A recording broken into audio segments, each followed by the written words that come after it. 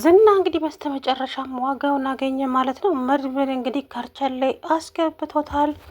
ጠበቃው ደግሞ እንግዲህ እባካችሁ ለዛ ለመስኪን ልድረስለት፣ እውነታውን ሳልነግረውን ያ ሰው እንደዚህ መሰቃየት የለበትም፣ እኔ ግን ልሞት ነው፣ የመጨረሻ እስትንፋሴ ናት እያለ እንግዲህ መድብል ጋር ደውሎ ከመድብል ጋር እያወራ እያለ ዝና ከየት ሰማይ ይውረድ ከየት እንደመጣ ሳይታወቅ መጥቶ ፊቱ ድቅና አለበት። ከዛ በኋላ እንግዲህ መድብል እንደምታዩት ጀግና ነው፣ አይሸነፍም። እንደምንም ብሎ እንግዲህ ፖሊሱ አምጥቶ አስጠፈነገው። ይሄ ሰውዬ ወንጀለኛ ነው መያዝ አለበት ብሎ ዋጋውን ሰጠው። ስለዚህ መረጃ የለውም ይሄ ሰው፣ ያለ መረጃ እኔ ልታስሩኝ አትችሉም፣ በፍጹም መረጃ አምጡ ሲላቸውም መድብል እያንዳንዱን መረጃ እንግዲህ ለፖሊስ አሳይቶ ቀብ አስደረገው ማለት ነው። ኤደንም እንግዲህ ከመድብል ፍቅር ይዟታል። እዛ ቤት የገባችበት አላማ ሌላ ነበር፣ ግን በእነሱ ፍቅር ጠብ ብላለች። ቤተሰቡ በጣም ጥሩና ሰው አክባሪ ለሰው ፍቅር ያላቸው ነው። ያቺ አውሬ እሷ የነገረችኝና እዚህ ቤት መጥቼ ያየሁት ነገር በፍጹም አይገናኝም። ሀይ ማህሌት ሲመስለኝ እሷ ነች የበደለቻቸው፣ እቺ የተረገመች እያለች እንግዲህ ከዛ በኋላ መድብልም ዘፈነላት ለኤደን። ያው ፍቅር ይዞታል መሰለኝ እሱም ከሷ። በስተ መጨረሻም እንግዲህ ኤዱ በነገራችን ላይ ስልክ ስታወራ ትያዛለች ኤደን ማለት ነው። ለምን እዛ ቤት ሰላይ ምናምን ስትል ማን እዛ ቤት እንደላካት ራሱ መድብል ነው ደግሞ የሚሰማት፣ እመኑኝ ማለት ነው። መድብል ራሱ ስለሆነ የሚሰማት ከባድ ችግር ይፈጠራል ማለት ነውና እንግዲህ ማህሌት ተንኮሏ አያልቅም። ሉላ ስለ አንቺ ሁሉንም ነገር ለመድብል ነግሬዋለሁ። ለዚህ ለማን ነው ነግሬዋለሁ? ምን? አዎ። ስለዚህ ወለም ዘለም እላለሁ ብትይ እመኝኝ ዋጋ ያስከፍልሻል። ይልቁንስ ያልኩሽን ስራ በአግባቡ ብትሰሪ ይሻልሻል። ማህሌት ብዙም አታስፈራሪ። እኔ እኮ አንቺ ጨካኝና አረመኔ እንደሆንሽ ባቅ ኖሮ መቼ እንደዚህ ያደርግ ነበረ። አንቺ እኮ ጨካኝ ነሽ ማለት የነገርሽኝ ሌላ ያየሁት ነገር ሌላ። እንዴት እንደዚህ ታደርጊያለሽ? ምን አደረግኩኝ? አንቺ እንዴት እሱ የለፋበትን ይሄ ሁሉም መከራ ያየበትን ቪዲዮ አንቺ አሁን መስፈር አለፍሽ። አሁን ለማንኛውም ሉላ እዛ ቤት እንዳለች ነግሬዋለሁ። አሁን እንኳን የለችም ሉላ ወጣለች። አንቺ ሴትዮ ያምሻል እንዴ? አዎ የለችም። ባለፈው ወደ አንቺ ስመጣ እንትን ብላ ነበረ። ከዛ በኋላ የለችም። አሁን እሱን ለዝና ለራሱ ትነግሪዋለሽ። እንግዲህ እኔ ምን ልረዳሽ አልችልም፣ የራስሽ ጉዳይ አለቻት። ከዛ በኋላ እነሱም ስልክ እያወሩ እንግዲህ ዝና ደወለላት። እድሜ ረጅም ነው አለችው። አይጭ ያንተ እድሜ አረቢያ ጥር ይሻላል፣ ያንተ እድሜ ረጅም ነው አለው። ደግሞ ብላ ደወለ። ስሜ አንቺ ስፈልግ ሳስብ ደወልክ፣ ምን ነበር? እንዴት አደረግሽ? ሉላ አሁን ከልጅቷ ጋር እኮ ስልክ አውርቼ ዘጋው እና ልጅቷ የለችም፣ ሉላ የለችም። ያምሻል እንዴ? ምን እያወራሽ ነው አለኝ ዝና። ባለፈ እሷ እንደዛ ብላኝ ነበር፣ አሁን ደግሞ የለችም ብላኛለች። ለማንኛውም የደወልኩበትን ነገር ልንገርሽ። ምን ነበረ? የባለ ሀብቱ ሊገልሽ ይፈልጋል። ምን? አዎ። ለማንኛውም ለኔ ስለምታስፈልጊኝ ሉላ እስከምትገኝ ድረስ ራስሽን እየጠበቅሽ ትንትን በይ፣ አለበለዚያ ግን ከባድ ችግር ይፈጠራል።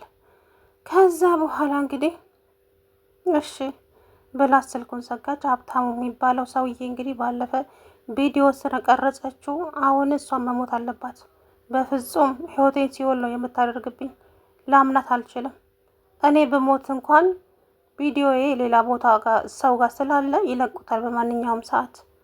ስለዚህ ቪዲዮውን ከኔ ጋር ባጠፋውም ከሌላ ሰው ጋር ግን አልጠፋም አለችው። ከዛ በኋላ እንግዲህ ለካሌብ ደውሎ ይሄ ዝና የሚባል ሰው ግን በአግባቡ ስራውን የሚሰራ ሰው አይመስለኝም። ለምን? አይ ማህሌትን አስወግዳት ስለው እኮ በፍጹም ፈቃደኛ አልሆነም። እንዴ ዝና ነው እንደዛ ያለው? አዎ። አይ እውነትም ተሞኝቷል። እንደዛማ መሆን የለበትም ነበር። ዝናማ እንደዚህ አይነት መልእክት አግኝቶ ዝም አይልም። አይ የማይረባ ሰው ነው። ከዛ በኋላ ትቆነጠጣለች። ችግር የለውም እንደኛ ጣሉ ስንል ሀብታሙ ይባል ሰውዬ እንግዲህ ጉረኛ በየሄደበት እንደዚህ ጉራውን ይነሰንሳል ማለት ነውና ከዛም እንግዲህ ማህሌት የሉላን ነገር ልጨርስና ከዛ በኋላ አንገትሽን ብዬ ነው የምገላግልሽ አላት። ምን? አዎ አንገትሽን ብዬ እገላግልሻለሁ። ከዚህ በኋላ ኖረሽስ ምን ትጠቅሚያለሽ? አንቺ እኮ ከንቱ ነሽ። ስለዚህ ስለማጠቅሚ መሞት አለብሽ። ከዛ ማህሌት እንግዲህ ወይኔ ማህሌት የማንም መጫወቻ በመሆኔ በጣም አዝናለሁ። እውነት በጣም አዝናለሁ። እንዴት የማንም መጫወቻ ሆነች ትቀሪያለሽ ማህሌት የማትረቢ እያለች ብቻዋን ማውራት ጀመረች። እንግዲህ ጠበቃው ወደዛም አለ ወደዚህ አሰበ አወረደ። አምላኬ ሆይ በእርግጥም ይቅር በለኝ አልልህም፣ ኃጢአቴ ብዙ ነውና በጣም ብዙ ነገር አድርጌያለሁ፣ በጣም ብዙ ጥፋትም አጥፍቻለሁ ጌታዬ። ግን ይቅር ብለህም ይቅር እንደማትለኝ አውቃለሁ። እኔ በደለኛ ነኝ፣ ኃጢአተኛ ነኝ። ስለዚህ እባክህን ለዛ ለምስኪን ሰውዬ አንድ ጊዜ እንትን ልሆነውና ከዛ በኋላ ብሞትም አይቆጨኝም። ለዛ ለምስኪን ሰውዬ ልድረስለት እያለ ለሞገስ ነው እንግዲህ ስልክ ከኪስ ውስጥ አውጥቶ ደወለለት።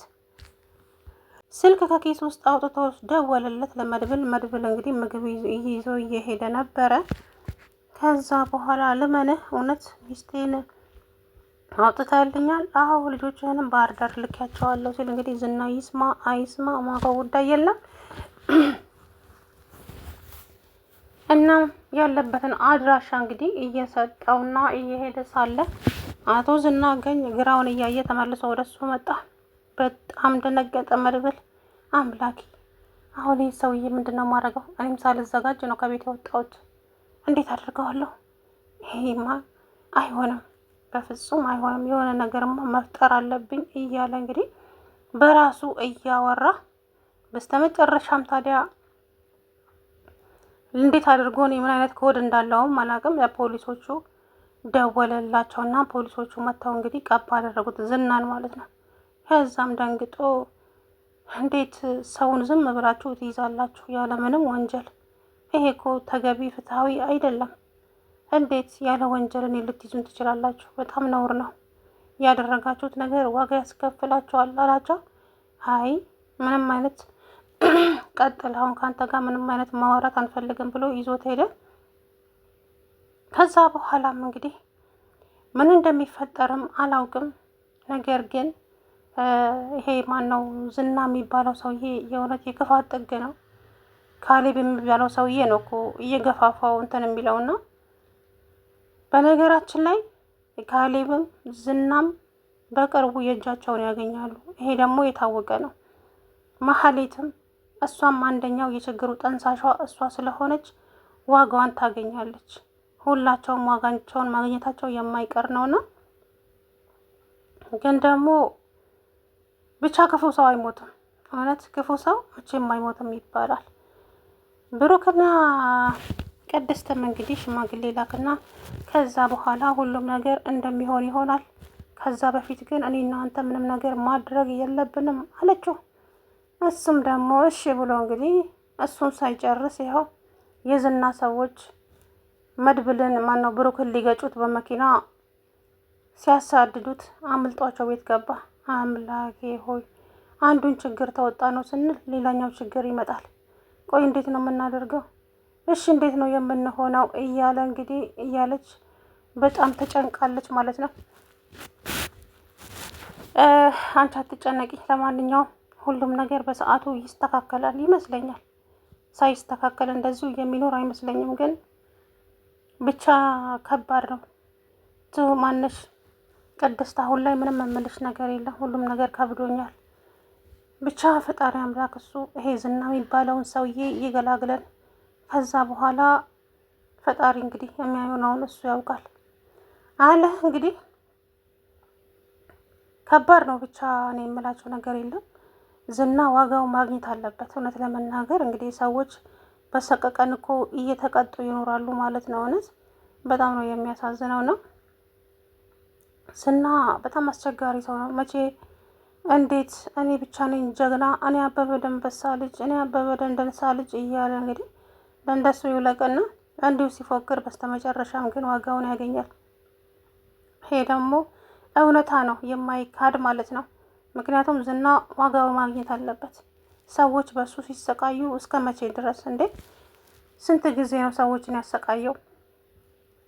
እናም መሀሌትን እንግዲህ ለማንኛውም ባለ ሀብቱ ሊገልሽ ይፈልጋል። ምን?